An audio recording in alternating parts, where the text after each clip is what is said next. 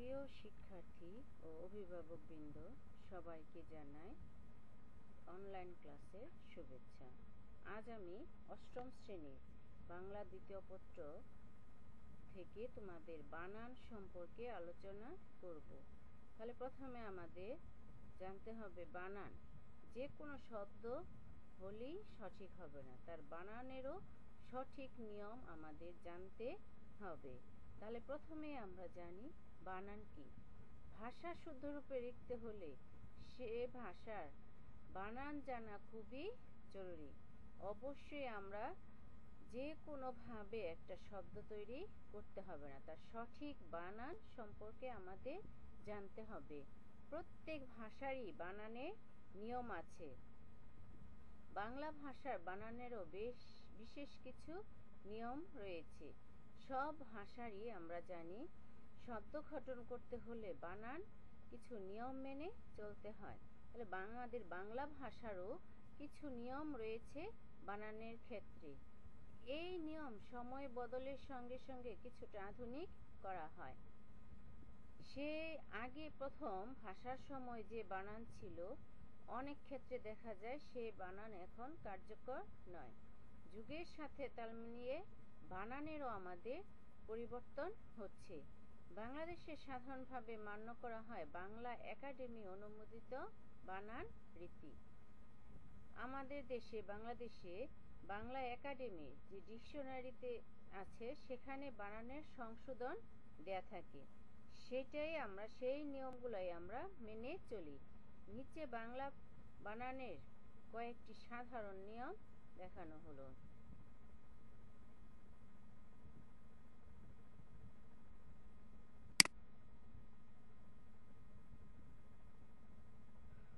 বানানে রস্যই দীর্ঘই রস্যু দীর্ঘ এর ব্যবহার।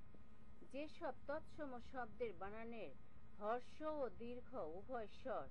হর্ষ ও দীর্ঘ বলতে আমরা জানি উচ্চারণে যেটা কম সময় লাগে সেটা হলো হর্ষ, আর দীর্ঘ সময় লাগলে দীর্ঘ। রস্যই দীর্ঘই রস্যু দীর্ঘই অভিধান সিদ্ধ সেক্ষেত্রে এবং অতৎসম তদ্ভব দেশি বিদেশি মিশ্র বানানে শব্দের বানানের শুধু হর্ষ স্বর রস্যই রস্যু হবে। যেমন তৎসম শব্দে অঙ্গুরি, অটবি, আবির, আশিস, উষা, কুটির, গণ্ডি, গ্রন্থাবলী, চিৎকার, এগুলো সবগুলোর মধ্যে আমরা এই তৎসম শব্দে রস্যিকার ব্যবহার করেছি, দীর্ঘিকার ব্যবহার করি নাই। অতৎসম শব্দেও কি ব্যবহার হবে? রস্যি। আদমি, আপিল, আমিন, আলমারি, উকিল, উর্দু, কাজী, কারবারি, কারিগরি, কুমির, কেরানি, গাজী, গাড়ি, গিন্নি, চাকরি, জরুরি, জানুয়ারি, ডিগ্রি, দরকারি ইত্যাদি আরো অনেক আছে। কয়েকটি স্ত্রীবাচক শব্দে শেষে দীর্ঘিকার হবে। উপরে আমরা জেনেছি রস্যিকার এবং রস্যুকার ব্যবহার। এখন আমরা পড়ব যে স্ত্রীবাচক শব্দে বা সাধারণত দীর্ঘিকার যে শব্দগুলোর মধ্যে দীর্ঘিকার বসে। অভিনেত্রী, কর্ত্রী, কল্যাণী, কিশোরী, গাভী, গুণবতী, চন্দ্রী, দেবী, নারী, পত্নী, মাতামহী, মানবী, যুবতী, শ্রীমতী, লক্ষ্মী, সতী, হরিণী, হৈমন্তী ইত্যাদি। ভাষা ও জাতির নামের শেষে রস্যিকার হবে। যেমন আফগানি, আরবি, ইংরেজি, ইরাকি, ইরানি, ইহুদি, কাশ্মীরি, জাপানি, তুর্কি, নেপাল, পাকিস্তানি, পাঞ্জাবি, ফরাসি, বাঙালি, সাঁওতাল, হিন্দি। বিশেষণবাচক আলি প্রত্যয়যোগের শব্দে রস্যিকার হয়। যে শব্দগুলোর মধ্যে শেষে আলি উচ্চারিত হয় সেখানে আমরা দীর্ঘিকার ব্যবহার না করে রস্যিকার ব্যবহার করি। চৈতালি, পূবালি, বর্ণালী, মিতালি, মেয়েলি, রূপালি, সোনালি। বানানে উ এর ব্যবহার। ক্রিয়াপদের বানানে পদান্তে উকার অপরিহার্য নয়। আনফ, করত, খেলবো, চলবো, দেখবো, ধরবো, নাচবো, পড়বো, বলতো, মরবো, লড়বো, লিখবো। বর্তমান অনুজ্ঞায় সামান্য রূপে পদান্তে ওকার ব্যবহার প্রদান করা হয়। আনো, করো, এই শব্দগুলোর মধ্যে আমরা উকার ব্যবহার করেছি। খেলো, চলো, দেখো, ধরো, নাচো, পড়ো, বলো, মারো, লেখো ইত্যাদি। আনো প্রত্যয়ান্তে শব্দের শেষে উকার হবে। করানো, শেষে এখানে কি উচ্চারিত হচ্ছে? আনো।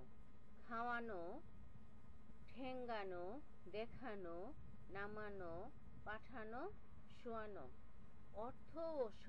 অর্থ বা উচ্চারণ বিভ্রান্তির সুযোগ থাকলে কিছু বিশেষ্য ও বিশেষণ ও অব্যয় শব্দের উকার দেওয়া আবশ্যক। যেমন সময় কাল বোঝালে কালো, কৃষ্ণ বর্ণ বোঝাতে, কোন, কি, কে, কোনটি। আবার একই কোন উকার ব্যবহার করা হয়েছে বহুর মধ্যে একজন, অনেকজনের মধ্যে কোনো একজনকে নির্দিষ্ট করে বোঝানোর সময়। ভালো, কপাল, ভালো, উত্তম। বানানে বিসর্গ এর ব্যবহার। পদান্তে বিসর্গ থাকবে না, যেমন ক্রমশ, দ্বিতীয়ত।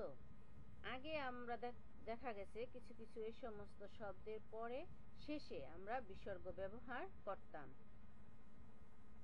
প্রথমত, প্রধানত, বস্তুত, মূলত। পথ মধ্যস্থ বিসর্গ থাকবে, শব্দের মাঝখানে আমরা বিসর্গ ব্যবহার করি। অন্তস্থ, দুঃখ, দুঃসহ, নিঃশব্দ, পুনর্পুনর, স্বতঃস্ফূর্ত।